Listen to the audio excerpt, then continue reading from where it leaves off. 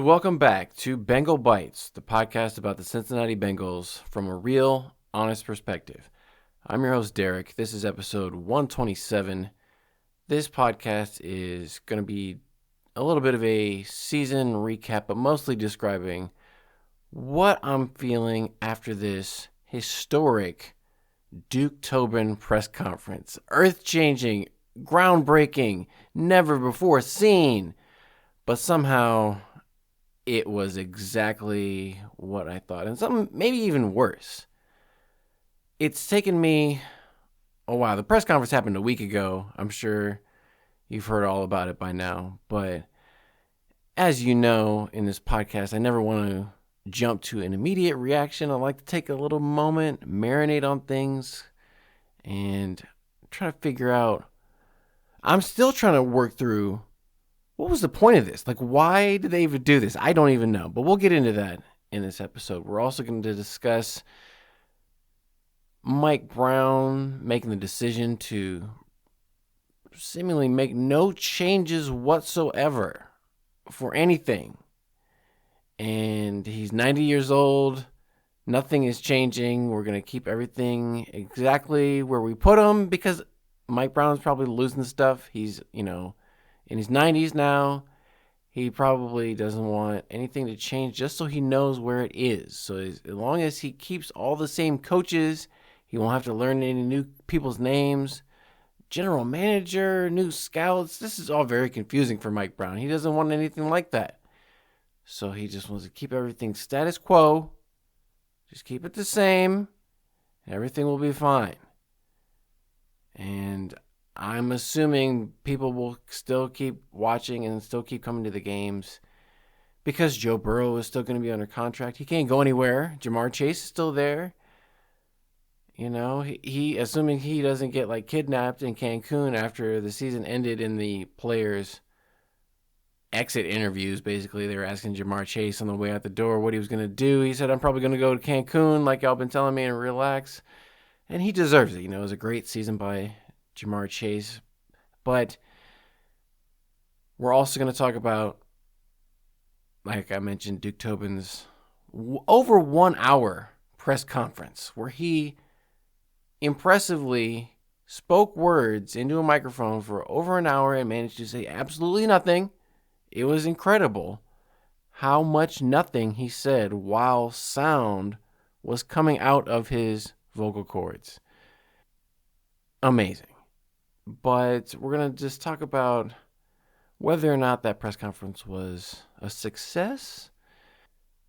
We'll talk about a mild success, I would call it, in Amarius Mims' first round pick in the mid round of the first round, but managed to play in all the games this season. Amarius Mims, what he had to say about his fellow right guard, Dalton Risner, who's going to be a free agent and who performed pretty well considering that he was unsigned all the way up until right before the season started, wasn't on the roster at all. And then if you want to go by PFF grades, which I don't put any real value in those, but Dalton Risner was the highest graded offensive lineman overall for the Bengals this season.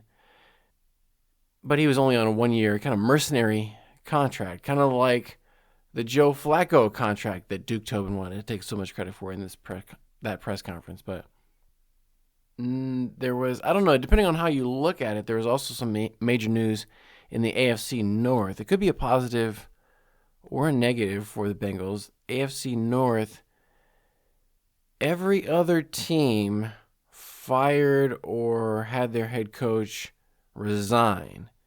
The Browns dismissed Kevin Stefanski after he beat the Bengals in Cincinnati, went out on a 2-game win streak with Shadur Sanders and got himself fired. But Kevin Stefanski already has a job now, already get hired by the Atlanta Falcons. This is a week later, so he did the second interview. Kevin Stefanski out of Cleveland, already back in Atlanta. And they have Matt Ryan, the former Falcons quarterback, who famously or infamously lost to Tom Brady in that Super Bowl when they were up 28-3 at halftime with Julio Jones. But the legendary comeback by Tom Brady, Julian Edelman, everybody remembers that game. That's been the inspiration for the Chicago Bears, apparently, this season. From Ben Johnson, he said that a couple of players who were in that Super Bowl and on the Chicago Bears this season, so that's why the Bears have this never give up, never die attitude. Maybe we'll get into that Bears-Packers legendary wild card game we saw at Soldier Field. But Amarius Mims has some things to say about what he's going to be doing in his free time, which are a little bit concerning, talking about how he's going to be shooting at stuff with rifles. And that's like the first thing he's going to do. But, it's not illegal to shoot rifles, but it is illegal to drive a car recklessly without a license. That's what one Cincinnati Bengal found himself in front of a judge and sentenced to 5 days in jail immediately. That would be, of course, Cam Taylor-Britt, everyone's favorite defensive back. I'm, of course, being facetious. Cam Taylor-Britt didn't have a great season and then missed the last handful of games due to a foot injury that it required surgery. We'll get into a little bit of that, but really the biggest thing to start off with from the Bengals' perspective, Mike Brown, like I mentioned, is 90 years old. So he's not eager to put himself out there in a press conference type of situation where he has to answer questions back and forth. We've seen him at the mock turtle soup, and in recent years, he's obviously hard of hearing, which you can understand for somebody his age. But it makes it very difficult for Mike Brown, the owner of the Cincinnati Bengals, just to catch you up if you were not aware. Mike Brown, owner of the Cincinnati Bengals, he can't hear. So when these reporters try to ask him questions, it's a lot of, huh, what? Or he'll have to get his media relations director, Emily Parker, who, bless Emily, she does a great job, but you'll have to scream the questions at Mike Brown. It gets very unwieldy. And so a press conference Q&A with Mike Brown at this stage of life would not be good for anybody. I don't blame the Bengals for that. It's a little bit disappointing that we don't see, Katie Blackburn. She's theoretically the second in command to take over for Mike Brown. She could be the one stepping up and fielding some of these questions, but we don't see much of Katie, Mike's daughter, who will inevitably take over control of the team with the natural passing of time.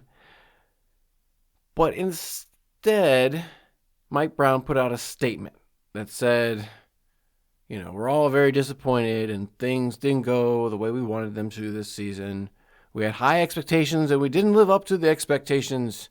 And with great consideration, I've decided to make no changes whatsoever, and we're bringing back the head coach, Zac Taylor, and Duke Tobin will retain his role as, they don't say de facto general manager. I always forget what his title is. It's probably executive director of player personnel, or maybe that's Paul Brown Jr., but whatever it is. It's some title where he's basically the general manager. He's coming back too.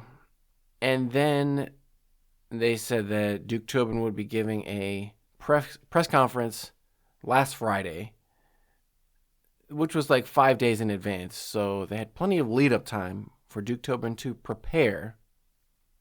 This is a big media event. There were a lot of Cincinnati local reporters from television and media who don't normally cover the Bengals, who were in the Bengals media room for this Duke Tobin event.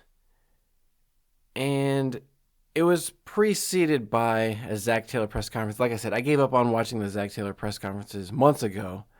So I didn't watch it, but I got the gist of it that they're not making any changes. All the coaches are great. Al Golden's coming back. Everybody's coming back. Everybody did a great job. They saw lots of improvement.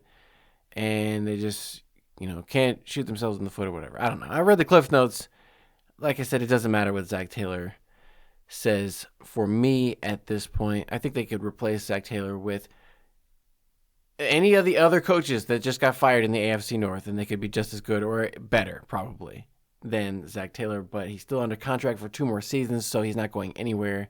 We're stuck with him, unfortunately. And for whatever reason, Joe Burrow hasn't made a play to get Zac Taylor out. I think if he honestly just said, hey, I don't really care for Zac Taylor, like we saw a little bit of Jamar Chase's attitude coming out at the end of the season when they asked him if he had utmost confidence in the coaching staff. He said he had utmost confidence in himself, or he said he had confidence in himself and his abilities to get open when they call a play for him to get open. But I don't think Jamar Chase really would be upset if Mike Tomlin or Kevin Stefanski were the coach of the Bengals instead of Zac Taylor. I think Jamar Chase would still have high expectations for himself. Maybe Joe Burrow, for some reason, has a better connection with Zac Taylor than I even know, but Joe Burrow's not going anywhere. We know that. Zac Taylor would be much easier to move on from. And going into the 2025 season, last season, I said there was no more excuses, nowhere left to hide. If they weren't successful, the accountability has to fall on Zac. And yet, that hasn't happened whatsoever. They just came out and said, Zac Taylor said he's going to put everything he has into it, and he's going to give his best, and you're going to get everything, whatever it was, the work harder, take a look at myself and everything that we're doing and just get better. But I don't think lack of effort was the issue. It could just be, lack of skill, lack of talent. Sometimes you're just not that good. So, when I was in high school, I thought I wanted to be like the next Michael Jordan. And then like the basketball coach for the high school was like, you're just not good at basketball.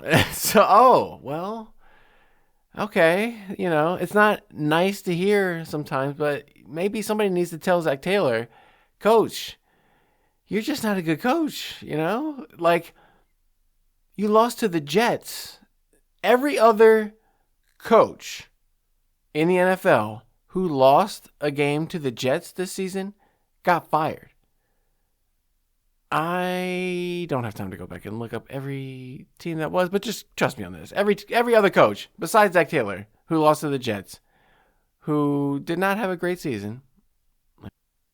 Okay, yes, the Jets only won 3 games, but they beat the Bengals, the Browns, and the Falcons. Bengals were the only team they beat that didn't fire their coach. And in that game, let's not forget that the Jets were missing most of their good players. They didn't have Sauce Gardner. They didn't have Quinnen Williams because they had traded both of those guys. They didn't have Garrett Wilson, their top wide receiver. And so it was a bunch of no-name guys that beat the Bengals in Cincinnati, and they got outcoached in that game because Aaron Glenn pulled off like all those 2-point conversions to come back from like behind by 15 points and then take the lead, and they were throwing like halfback pass. Somebody brought up, one of these fan blog sites, there was a headline that was like, was there any game this past season that the Bengals had the advantage coaching-wise? I'm not sure that you could really say there was any game where Zac Taylor was the superior coach. And so a lot of this was discussed in Duke Tobin's press conference. He came out and gave a very similar statement to what Mike Brown said in his written statement, what Zac Taylor has been saying. It's like they're all in the room together, and Duke Tobin used the word collaborate or collaboration or collaborative about 50 times in his press conference describe the Bengals' process, the decision-making process. Nobody is accountable for any of these decisions at the end of the day. Nobody wants to take credit or blame. So there's nobody to really step up. Duke Tobin's out here saying, we didn't live up to the expectations.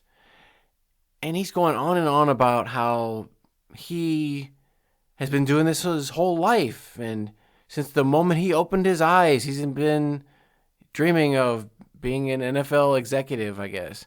And nobody works harder or cares more about the Cincinnati Bengals than I do, and all this stuff. But like I said, so what? Like I said, I could want to be the next Michael Jordan, but that doesn't mean I'm good at basketball. Even if I was, practicing dribbling every moment of my life, it doesn't matter. Maybe you're just not that great. And he was very defensive. So I have to go back, but just taking a step back and ask myself, why? Why do this? Why you do this, Bengals? Why did they decide to put Duke Tobin out here answering all these questions, sometimes repetitive questions, and just giving the same answers? Duke Tobin is very good at giving non-answers, and that's exactly what he did. There was no deviation from the Duke Tobin experience. Just like we've seen him at the draft, he has said he's not going to come out here and give any headlines or give any kind of news-breaking sound bites. And that's exactly what happened. No media websites were aggregating anything after the Duke Tobin press conference because he didn't say anything of note.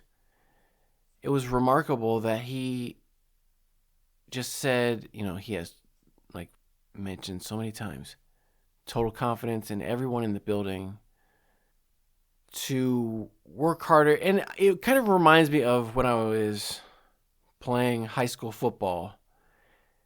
My team was not very good. We did not win a lot of games in high school, and we were coming off of one particularly, whatever. They were all terrible, but I think we won one or two games the previous season. And so going into the next season, coach said, all right, last season, I know you guys were trying hard, but it wasn't good enough. So instead of 100%, you guys got to give 110%. And they made these t-shirts that said 110%, got to do all this stuff. Guess what? I think we lost every game. Or maybe one game. I don't know. Maybe 2 games at the most. We weren't very good, like I said. Out of, it's not like we were playing 3 games. It was a 10-game schedule. So, not good. But we're wearing shirts that say 110%. The 110%, we're giving it everything we got, Coach. There's no more than 100%. So, Zac Taylor and Duke Tobin talk about, we're going to, really buckle down and work even harder. That shit doesn't work. You can't give 110%. I think they were already trying as hard as possible last season, and they went 6-11. And at one point in the press conference, Duke Tobin says, 6-11, you might think I'm an idiot, but he's saying he still feels like they're a good team. And it's yeah, you are an idiot, dude, because he keeps going on. The thing that I did to prepare myself for this Duke Tobin press conference was I went back and I listened to the previous Duke Tobin press conference from the beginning of the season, before the season started, going into training camp. He was talking about how happy he was with the roster, how he thought it was a championship caliber roster, and all the moves that they made were good. They were happy with the draft, happy with free agency. Everything was set up to make a run to the Super Bowl, and that's what they thought was going to happen. Now, after this season, Duke Tobin said in his mind, they still have a championship caliber team, especially on the offense. He was going on and on about Joe Flacco and the offensive line and offensive production that they had and how they were still a championship caliber offense. But obviously, that leaves out the defense, which is a very critical part of a football team. You can't just have one side of the game good and have that dominate, as we see so many teams that are currently in the NFL playoffs right now, advancing into the playoffs, have elite defenses. The Seahawks, the Broncos, the Bears had a good turnover ratio on their defense. Teams, the Patriots, all these teams that made it into the playoffs, even the Panthers, they were terrible on offense, but they had a good defense, and they played in a weak division. They got them in. All three teams in the NFC South tied at 8-9. Panthers got in on some kind of weird tiebreak and lost in the first round, but still, they won 8 games. That's 2 more than the Bengals, who are going to be drafting 10th overall. But I'm not going to be worried about the draft right now. It's too early for the draft because you never know. Basically, up until a week before the draft, that's when I start getting into the mock drafts, because there's so many things that can happen with the player pro days, the combine, interviews, physicals. We see, guys have, genetic birth defects that gets found out during the medical exam, or they have some kind of run-in with the police, like a week, we've seen guys get arrested for DUI like the month before the draft or whatever. So I'm not going to worry about that until a little bit later down the line. But Bengals, I don't know if they're going to have any draft picks, but they're going to be drafting in the top 10. They have holes to fill on this roster. A lot of guys are going to be coming up for free agency. And I hope that they don't take the same strategy with the players that they do with the coaching staff. There needs to be some change. But they didn't give any specifics about what was going to change. They just kind of said, the team changes every year. There's always changes to be made, which is true. I mean, you're always drafting new players, so inevitably you're going to have to get rid of some players. But are they going to actively be looking to get better? That's always the question. Last season, they didn't do enough to get better on defense. Everybody made the assumption, foolishly, that, Bengals defense, 25th out of 32, they can't get any worse. I think they finished 31st or 32nd, depends on which metrics you want to look at, but near the bottom. And they played, again, some weak opponents like the Cardinals, the Dolphins with a guy starting in his first NFL game in Quinn Ewers, the Browns with Shadur Sanders, and then they're trying to take credit for this. And, the defense played way better at the end. And Duke Tobin said how all those experiences that the defense got in their young guys like Shamar Stewart and Barrett Carter and Demetrius Knight Jr. and DJ Turner and all these guys is going to pay dividends next year. That doesn't matter. Like, there's no momentum necessarily going into next season. The only thing that really matters is this season that just happened, and they weren't good enough for a lot of reasons. According to Duke Tobin, it just came down to a matter of execution. They had the right coaches, they were taught the right techniques, they had the right players, but somehow they just failed in the execution. So he's not taking any blame because he picked all the right players, and the coaches, they're not going to take any blame for this. So it just comes down to the players not executing. And he threw out a bunch of cliches about how the players have to strain that extra second. That's the thing that, the new buzzword apparently in the NFL. Everybody's straining. You don't want to strain. There's a difference between a strain and a sprain. So as long as they're straining but not spraining, I'm fine with it. But Duke Tobin said, the players have to learn. They have to understand how to win games we're supposed to win and not lose games we're supposed to win. And they asked, what's going to change? And he said, or what needs to change? And he said, our record needs to change, which is, very clever. Obviously, your record needs to change, but will it? Will you do the things necessary to lead to a change of the record? We saw first-year head coaches come in and get to the playoffs. We saw the Jags, Jacksonville, Liam Cohen going to the playoffs in the AFC. Mike Vrabel, not a first-time head coach. He obviously took the Tennessee Titans to the playoffs before, but first year coaching in New England, he's got the Patriots into the second round. Ben Johnson taking the Bears into the playoffs. It's very possible to have a change at the head coach at the highest level. But I think the Bengals are reluctant because Zac Taylor is the play caller. And that's probably why Zac Taylor is so insistent on calling the plays, because you can't get rid of me, I'm calling the plays.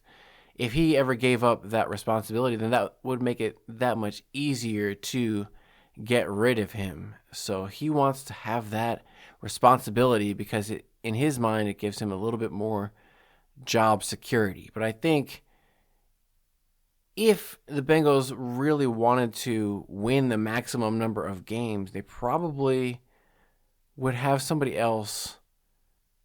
They would split up the responsibilities a little bit more, because there's nobody, especially Zac Taylor, is not capable of making these type of high-level decisions about what to do holistically, not just from an offensive play calling perspective, but special teams, defense, just strategy for the team, and getting in, not necessarily in their face, but being able to motivate players from all sides of the ball, not just going up to the defensive players and just, I never see Zac Taylor really talking to anybody on defense. I just see him talking to everybody on the offensive side, his quarterback specifically. But I would like to see, everybody has different ways of doing things. Pete Carroll obviously didn't have a lot of success in Las Vegas. He wasn't calling the plays, but that's kind of the trend in the NFL. It seems that, like I just mentioned, Ben Johnson and Liam Cohen calling the offensive plays. It's Sean Payton for the Denver Broncos. He's in the playoffs right now. He's calling the plays. Cowboys, Schottenheimer, the Dolphins. I'm trying to think of, I'm just looking at the Bengals schedule. The Saints, lots of teams have the head coach that calls the offensive plays. So it's not uncommon, but my point still stands. I think Zac Taylor isn't a great play caller, or, they waited until the last game of the season to pull out the Cody Ford trick play, which is great. I mean, they still didn't even win the game, but where was that creativity all the rest of the season? I think they've kind of abandoned the trick plays because they had Jake Browning, and you don't want to be running trick plays with Jake Browning. Joe Flacco was new to the system, so it's kind of hard to run trick plays with a quarterback who's brand new to the system. And then when Joe Burrow came back, he was injured. All kinds of reasons why they maybe didn't, and they've not had a ton of success with the trick plays, double passes, halfback passes. I mean, Joe Mixon threw a touchdown in the Super Bowl to T. Higgins on a trick play, but halfback pass. But they just have not done a lot of it recently, and things like that can, win games. So it wouldn't be the end of the world. I don't think the offense with Joe Burrow and Jamar Chase and T. Higgins and Mike Gesicki would totally collapse if they got rid of Zac Taylor. But it's just a fantasy. It's never going to happen. Next season, we know Zac Taylor's coming back. The entire staff is coming back for the most part. They have not announced any changes whatsoever. And Duke Tobin said that they're not making any changes in terms of bringing in any additional scouts or analytics people or anyone. He was very adamant that he said that any decision they made about a player, they had plenty of information and they just made the wrong decision if they made a bad pick.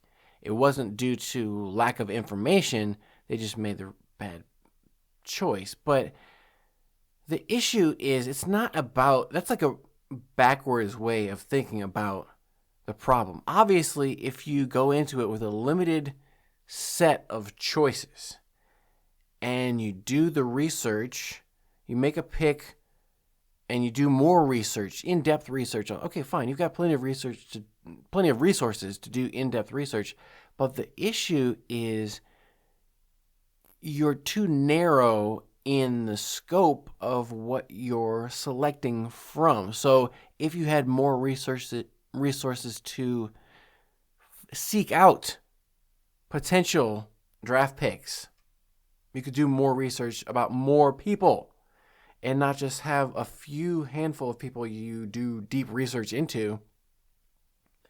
I think they're missing the fact that they're missing a lot of diamonds in the rough. They've been so heavy into drafting from, SEC, Big Ten, these top Power 5 conferences from college, big time programs, that they're missing a lot of lesser known players that have the potential to turn into NFL superstars. We haven't seen a ton of late round gems. I will give the Bengals credit for guys like Chase Brown, especially. That's the one that they're going to hold up and say, hey, Chase Brown was a 5th round pick and he's a starting running back and has almost, 1,500 yards total from scrimmage, over 1,000 yards rushing in this season, and dual threat, good at pass blocking. So they will take credit for that. They're not going to take blame for the ones that they missed on, obviously, but there are some players who are coming around, like Myles Murphy.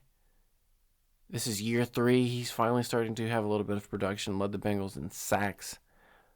And we have to remember that Myles Murphy was very young. He was 21 years old when he got drafted, so now he's 23 years old. He's physically kind of matured a little bit. Same thing's going to go for Shamar Stewart. Same deal. He's 21. He's a baby going up against grown men. So once I'm not going to say, everybody says, once he gets in the NFL weight room and nutrition program. The Bengals don't notoriously have a great nutrition program.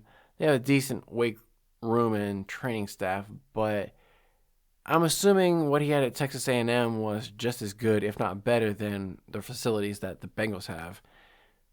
So it's not going to be a huge difference. It's just going to be a matter of dedication, consistency, sticking with it. Same thing with anybody.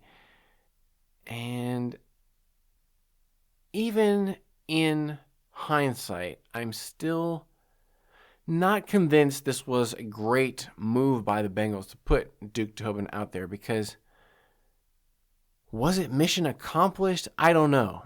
Everybody came out of it with kind of a negative perception. I don't think a lot of people were coming out of this saying, oh yeah, this really got me re-energized and optimistic about the Bengals' upcoming season. It sounded like more of the same. We're not going to make any changes. And they asked, like, why should fans have confidence in you that you're going to be able to turn things around? And his fallback excuse, the same thing that Zac Taylor said, was, well, we've done it before because in 2021 we went to the Super Bowl. They act like they won the Super Bowl. And they talk about how they build championship caliber rosters, but I don't see any championship trophies in the trophy case. They got to the AFC Championship, they got to the Super Bowl and lost. That's not something you want to like stake your whole career on 4 years after the fact, going into year 5 post Super Bowl, still saying we don't need to make any changes because we were just in the Super Bowl. Like, almost the entire roster is different. Most of the coaching staff is different. Some of the scouting staff is different. There's a lot of changes that have taken place. They're not exactly the same. And the NFL has changed. Things have, migrated and moved and evolved within the NFL. It's not so much of an 11 personnel league anymore. We see teams playing with 2 tight ends on the field all the time, like the Bengals have done, but things change. They can't just stay the same. And with so many changes going on in the division, it's going to be a real test of this strategy by the Bengals. Whose strategy is correct? Are the Bengals continuity? Is that going to be an advantage or a disadvantage? I don't know. Time will tell. But the Ravens got rid of John Harbaugh after losing to the Steelers in the dramatic Monday Night Football Week 18 end of the season. Tyler Loop shanks the kick wide right. Ravens and Lamar Jackson lose. They're talking about Lamar Jackson needs to get a contract extension done because of something about the salary cap, and he's going to have like a $75 million cap charge this season if they want to restructure it, move some money around so they can sign free agents or whatever they're going to do. The Ravens are going to try to compete with a new head coach. We don't know who that's going to be. John Harbaugh already has a new job himself with the New York Giants. The Giants have been searching for a head coach for a long time. They may have had their eye on Harbaugh or Mike Tomlin, who also didn't get fired but decided to retire, step away from the Pittsburgh Steelers after they were eliminated in the first round of the NFL playoffs. The Steelers are most likely going to be looking for someone in the same vein, the Mike Tomlin, Bill Cowher defensive coach in his 30s, going to be able to command the locker room, maybe bring a fresh new message to the locker room. Like I said, sometimes, you've been in the league for 19 years. The message might be getting a little bit stale with the players. I don't know. He did have a lot of old coaches that special teams coach. I hope they don't get rid of that old man. What's his name? Danny Green or something like that.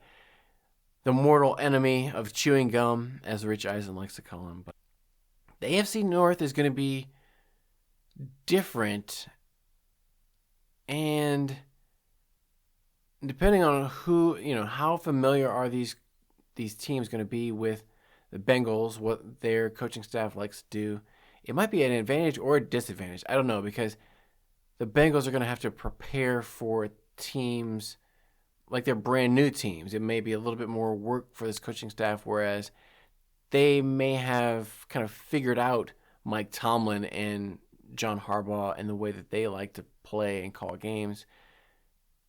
The Bengals were 3-3. They split every series with every team. They didn't sweep any team in the AFC. But I guess to the point about the other teams in the AFC North, the thing that was, like I mentioned, notable was that Mike Brown was the only owner that didn't come out and give a press conference himself. Jimmy Haslam for the Browns, Art Rooney II for the Steelers, and Steve Bisciotti, the Ravens owner, all got in front of cameras and microphones and gave press conferences with reporters and, really came out and showed themselves as, to varying degrees, leaders of their organization. And Mike Brown kind of hid in the shadows and just put out this short written statement and then let Duke Tobin go out there and answer questions from the media. Not that it really makes any difference, but it just makes the Bengals less interesting. Like that's the thing, is this is at the end of the day an entertainment business, and unfortunately nobody's really talking about the Bengals. They're talking about every other team. What are these other teams going to do at head coach? I mean, you don't want to fire the coach just to make headlines, but just the fact that the Bengals didn't make any changes whatsoever is, just not interesting. It's not entertaining. It doesn't get me pumped up and excited. And the thing that, if you look at the rest of the NFL, all the other teams, like I said, the Bengals are drafting in the top 10, which means they had one of the worst records in the NFL. But every other team, most other teams near them, made some kind of either a head coaching change or a defensive and offensive coordinator change. Cardinals, Titans, Raiders, Giants, Browns, Dolphins, Falcons, all fired their head coaches. And then I know the Commanders and the Buccaneers made changes at coordinator positions. The Chargers, they went 11-6 and they fired their offensive coordinator. I mean, even teams like the Philadelphia Eagles, they went 11-6. They lost the first round of their playoffs and fired their offensive coordinator after one season. I mean, so it's not out of the realm of possibility. The Detroit Lions, they went 9-8. They fired their offensive coordinator. Teams are constantly looking to improve and get better. It seems except for the Bengals, and that's the discouraging part.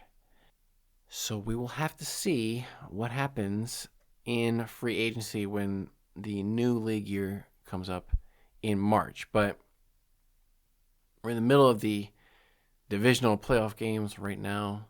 The playoffs have been pretty entertaining so far, especially the wild card round last week. There were so many fourth quarter lead changes. I think they said there was more fourth quarter lead changes in that wild card than like all the playoffs in the last 10 years or something like that. It was like crazy amount of back and forth, dramatic games, and hopefully that continues. We saw a crazy overtime game between the Broncos and the Bills. Unfortunately, decided by the referees on defensive pass interference, controversial calls against the Bills that set the Broncos up. But maybe you don't say karma, but the last play of the game, the Broncos quarterback broke a bone in his ankle trying to run time off the clock and take a knee, and he instead of taking a knee right away, he tried to just kind of stand there.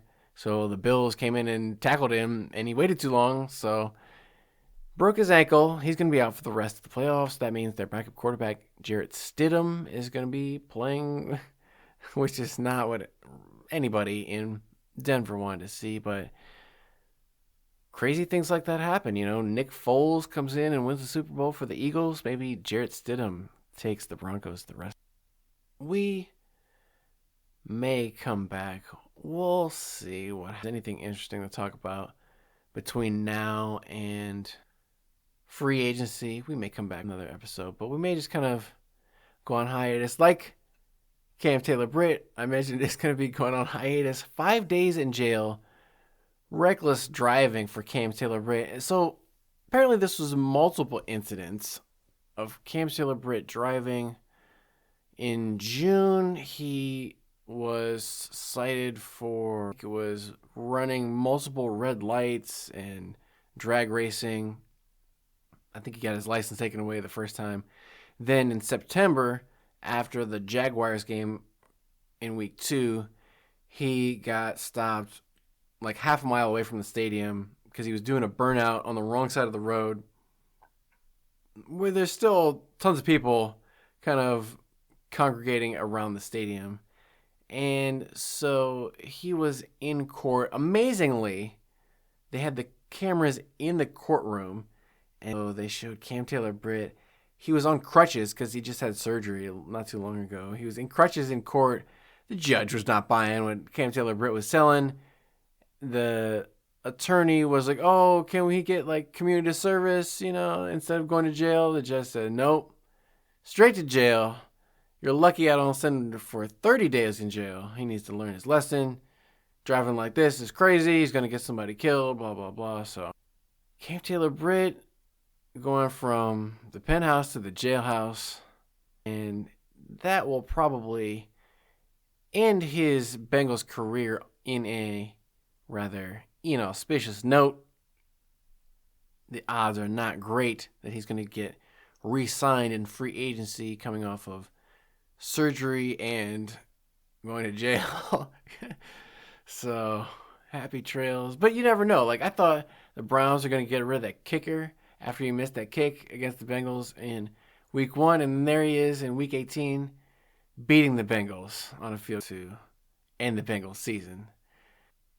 So I would not count Cam Taylor-Britt out or the Bengals, but I don't know who I'm going to root for. The Bills were kind of my team. I thought they were going to do it, Josh Allen, but Josh Allen had 4 turnovers, 2 interceptions. One was kind of controversial. It was like a simultaneous possession of the ball between Brandon Cooks and the defensive back, and they gave it to the defensive back because he came away with the Patriots, maybe I'll go with the Patriots because Mike Vrabel, he's a cool coach. He got headbutted in the mouth last week and was bleeding all over the place by Milton Williams.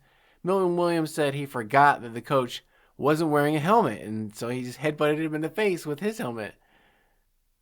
Either the coach needs to wear a helmet or the players need to be reminded, hey, don't hit me in the face, please. But football's such a great game. I'm going to be sad when it's over at the end of it. You get that kind of depression. It's already depressing. It's cold outside right now. There's snow on the ground. It's icy. It hurts to go outside, and then it's going to hurt even more when no football going on. So not much to look forward to, but we'll be back before you know it with another episode. But until then, give me a thumbs up, subscribe, do all that kind of stuff. Let me know what you think in the comments. Send me an email, bengalbitespodcast@gmail.com. Let me know what you think. I'll read your comments on the show if they're good and interesting. But until next time, I'm going to leave you with a hooday and stay hungry for more Bengal Bites.